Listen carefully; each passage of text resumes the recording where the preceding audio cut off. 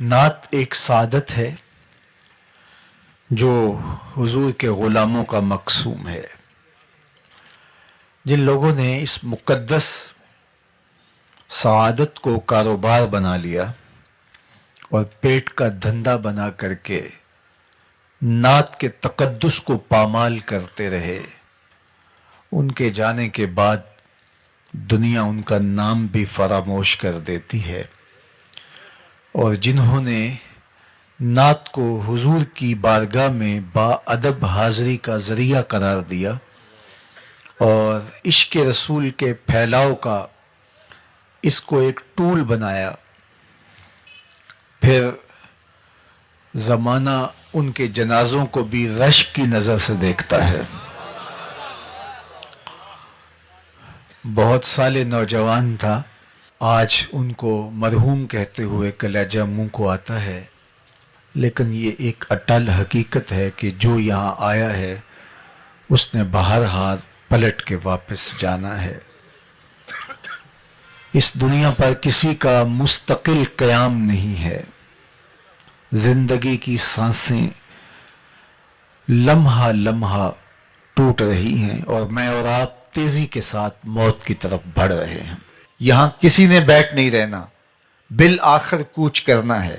تو آئیے میں اور آپ اپنے آپ کو مالک کی دہلیز پہ لے جائیں اور موت کی تیاری کریں. مجھے بتاؤ کہ کسی کو پتا تھا کہ یہ چمکتا ہوا چہرہ اور یہ روشن پیشانی جب بولتا ہے تو لہجے کی خوشبو اطراف میں پھیل جاتی ہے، یوں ہی ہاتھوں سے نکل جائے گا؟ کیا میرے اور آپ کے خواب و خیال میں بھی کوئی 2-3 ماہ پہلے یہ کہانی تھی؟ لیکن یہ حقیقت واقعہ ہم اپنی آنکھوں سے دیکھ رہے ہیں. تو اس لیے میں نے اور آپ نے بھی یہاں سے رخصت ہونا ہے.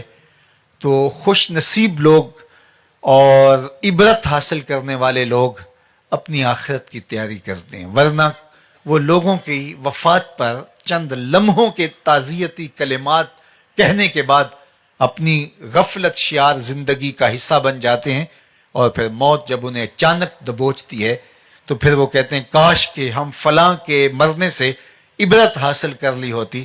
لیکن اس وقت پھر وقت ہاتھ سے نکل چکا ہوتا ہے. ہمارے مرحوم بھائی کی اچانک وفات ہمیں یہی درس عبرت دیتی ہے.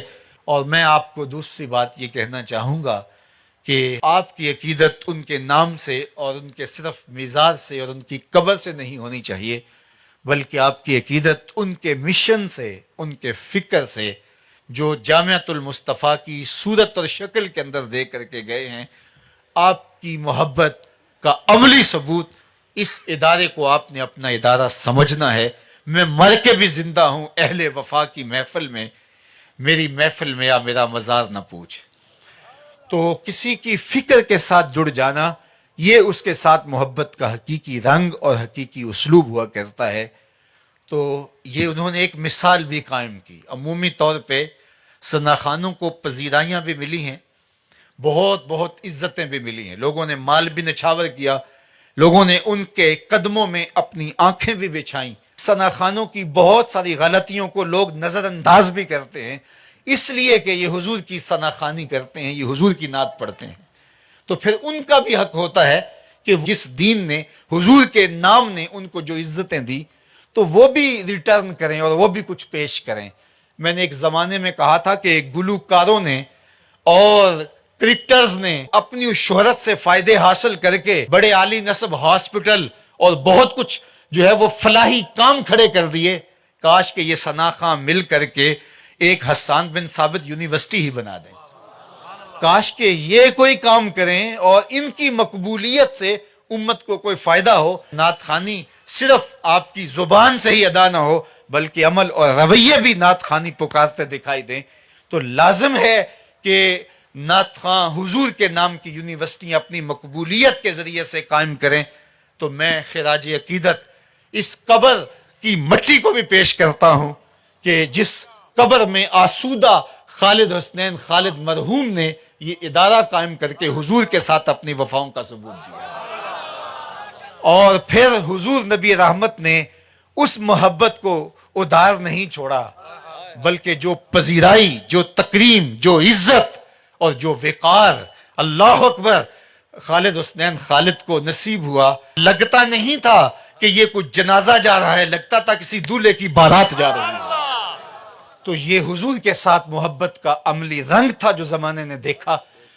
اکثر روئے مصطفیٰ سے ایسی زیبائی ملی، کھل اٹھا رنگے چمن